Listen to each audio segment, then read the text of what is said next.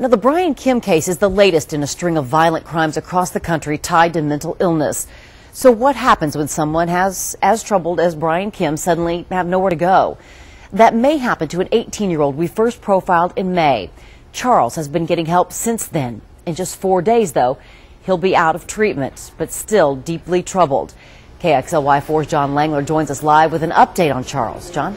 Robyn, we've seen far too many stories recently involving men with mental illness committing violent crime. Charles is trying not to be one of those people, even though his therapist calls him a troubled boy who in 5 years will either be in jail or dead.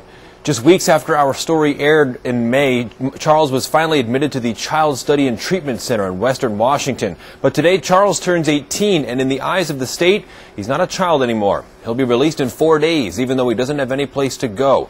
Charles has a long history of mental illness. He's attempted suicide dozens of times, been in and out of treatment, battled drug addiction, and been arrested dozens of times. For the last 7 months, though, Charles's mother says he's made improvements.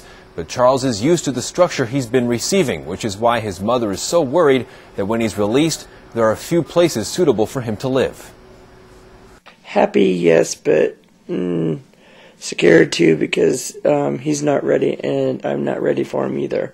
He's afraid to get out. He's really apprehensive that he's going to end up doing the same thing and going right back into another facility.